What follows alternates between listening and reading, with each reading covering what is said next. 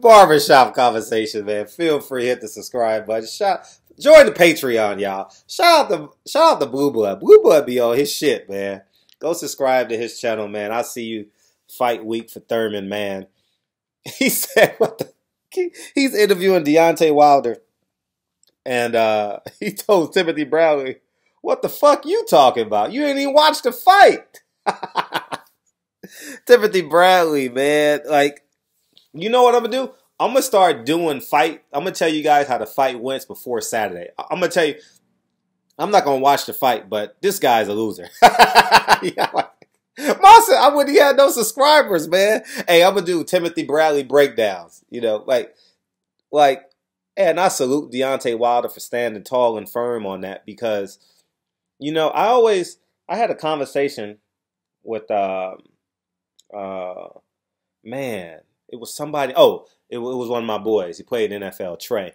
And was it him? I forget. Maybe it was Brandon Watson. Trey. Anyways, the point of the conversation is, he says, whenever you got a black man going and you believe his intentions are good and you believe he's doing the right thing, let him go. Now, let's take black out the equation. If you believe a man is going in the right direction and he's filled with conviction and he's not going out there with a gun doing harm to him, so you can let him go. Sit in silence till you believe he's done enough that you can speak. You know, I think Deontay Wilder's done an incredible job. In my humble opinion, before those Andre Ward comments, I thought Andre Ward did an incredible job holding the banner. He did it his way.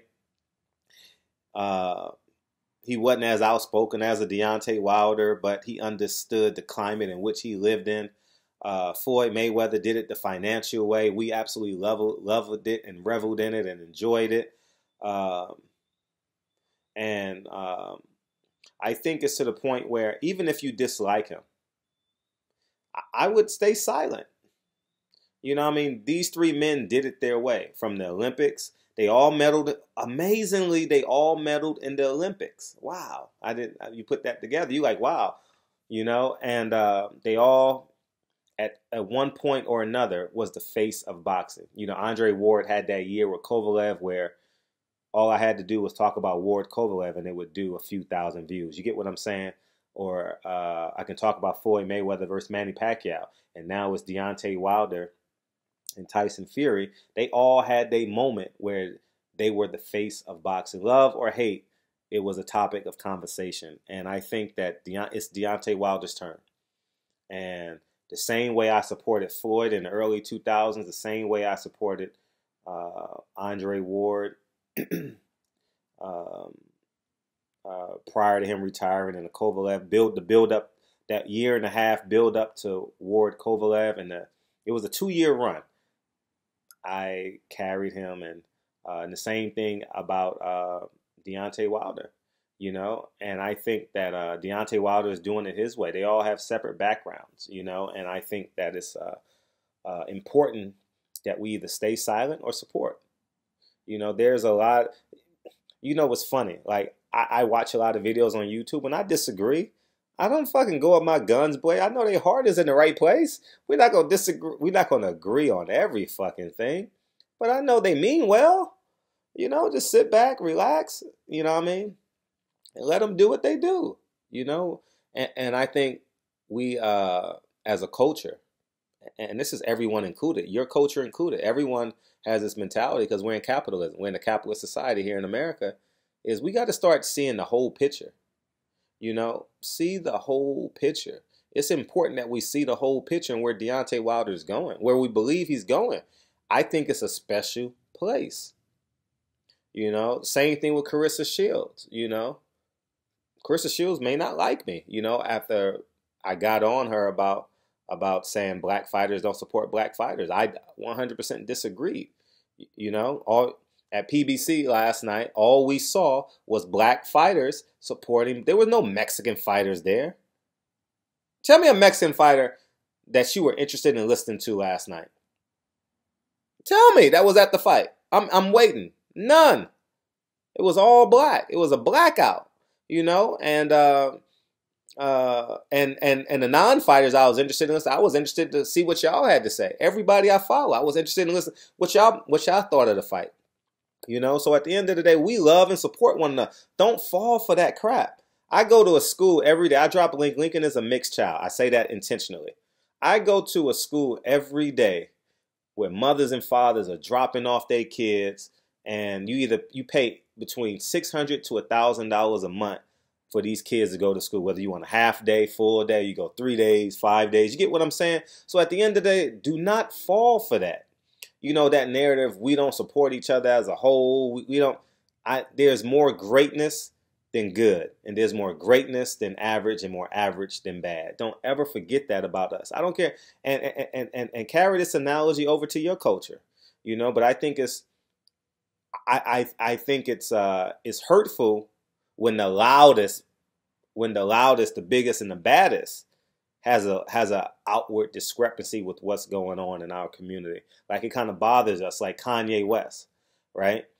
Like Andre Ward, like Timothy Bradley, you know, like it kind of like Travis Scott most recently. Like it hurts us, you know. Like, how could you do this? How could you betray us? You know. So I think it's just important that we wrap our arms around him spiritually. You know, I think it's important. The same way your uncle did Malcolm. I would give up you guys think I'm joking. I would give up 5 years of my life to fight with Malcolm X. Like, I would give up time of my life to say I would have loved to stand beside Malcolm X and fight with him. I'm being real. Like, I would. I think it's important. I think those figures, I mean, these figures in our community are important. Someone has to carry the flag.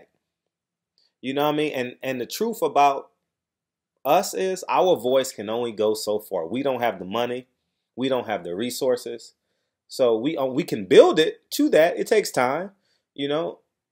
And in addition to that, the people that are empowered, that have the ability to be loud, we want them to be loud. And what do you know? The heavyweight champion of the world is the loudest right now, and I adore it. You know, "Adore" is my second favorite love song of all time now. Until the end of time. The greatest love song of all time is Lenny Williams. Don't come back with nothing else. All right, there's no discrepancy. Anyways, as I digress, I think it's important that we wrap our arms around Deontay Wilder. I will. And the funny thing about it is, there's no coming back once you hurt the community. Like, there's a level of discontent I have with Kanye West. You know, I understand what College Dropout meant to me. I understand what Dear Mama means to me. I understand what Good Life. That was my workout song for damn near a year. Welcome to the Good Life. Him and T-Pain. I've run hundreds of miles to that song. No lie. I understand what it means to me. You know what I mean? And Through the Wire. Oh my God, that song was so important to me. You know what I mean? Like, his honesty, his brutal honesty. You know what I mean? Andre Ward. You know. I got a strike on YouTube because of me fighting for Andre Ward. I was suspended for 90 days. You guys know the rules. For Andre Ward, for protecting Andre Ward. I got denied credentials for fighting and standing up for Andre Ward. I don't care what y'all say. I was on the front line with all this shit. The front line. All right. It was no media member standing up, holding the mantle. I'm not saying I'm big and I'm bad, but I know people will make concessions for a credential. I don't care. I'll buy a ticket. I know enough fighters where I can get snuck in, you know, if I really want to go to the fight. You know, so, but at the end of the day, we need to wrap our arms around Deontay Wilder spiritually. All right. And I hope that they can come to a concession. I think Andre Ward, he has the mental fortitude to see the big picture. I don't take Andre Ward's intelligence lightly. I think because I disagree with him, I'm not going to stand on this mantle and say Andre Ward is terrible. No, he's not. Andre Ward is a very, very spiritually inclined um, he's calibrated spiritually. That's a great word. He's calibrated spiritually, and I think that I know that about him, and I think I keep saying think. I know that he wish he could take those words back because he know the same gun that he was using to shoot at somebody else, if someone has a gun in his back saying the same thing about him. You understand what I'm saying? So Timothy Bradley, you know, was veering, and I'll say this: I was just starting. I said this in other videos. I was just starting to get acclimated to Timothy Bradley's voice on ESPN, meaning that I was beginning to trust him. Like, you know, it takes time to trust. I don't. I mean, you listen, but it takes time for me to absolutely trust. You know what I mean? Like when I was growing up, I was big into college basketball. I love Bill Raftery. Man to man, you know, after the tip. You know, and Dick Vitale. It took time for me to love. Like I grew up in LA, Chick Hearn, you know, like there's no like Ralph Lawler with the Clippers. Like I don't want to hear another voice. Like the Lakers commentary, I can watch the whole game on mute now. Like I know Stu Lance is still, anyways, you guys know what I mean. So, but I think it's just, Timothy Bradley. I was just starting to admire him. Like in turn, it took time. You know, it's been about a year, and I said, okay, I'm gonna get. I like where he's coming from. I could see his thing because keep in mind my last few interviews with Timothy Bradley, I couldn't get interviews with him. I had to ask his wife and his brother-in-law, and I thought that was kind of odd. You know, where we're in a room full of champions, we're in a room full of media, we're in a room full of fighters, and I always come from the perspective like I'm going to admire black fighters. Like I don't take it lightly that I can interview these guys. I admire them. Like you guys know I'm a novice at this shit in terms of some of you guys may think I'm a novice at media, but I'm talking about just in terms of getting in shape and aside from asking the questions you guys want to ask, I love their stories and I want y'all to hear their stories, and I think it's important that a black man tells a black man's story. All right? And I was bothered like the last year of Timothy Bradley's career, or when he was retired or in between retiring and fighting, I had to ask his wife or brother-in-law for an interview. I was kind of, you know, because I covered Timothy. Tim knows I covered him for years. He don't know my name. He don't know but he knows I've been to his gym a few times on the media bus. I've covered him for years, you know, and I was taken back by that, and I was also taken back that he didn't watch the fight but agreed with Andre Ward. You know, so anyways, man, barbershop conversations. Salute to the baddest man on the planet. You know, I admire that man. I love that man. Man, I admire him. And who I admire, I fight for. You know, I don't give a damn if it costs me a credential saying Deontay Wilder is bad. I don't give a damn if Top Rank say I can't cover a fight because I'm talking bad about Andre Ward or Timothy Brown. Listen, I'm not on that. You know what I mean? If I couldn't get a fight, if I couldn't get a credential with any other fighters, I would still do 10 videos a day. You know, I would still do multiple videos a day. You know, I made, this is a commitment I've made to us, for us, by us, you know. So at the end of the day, man, I salute y'all. I genuinely appreciate you guys. I appreciate Deontay Wilder for speaking. I think it's important that we speak. I think it's important that we speak and keep the door open. You know, Deontay Wilder will forever be open to having a conversation with Timothy Bradley and Andre Ward. You know, you don't ever forget that feeling that you had when they said what they said.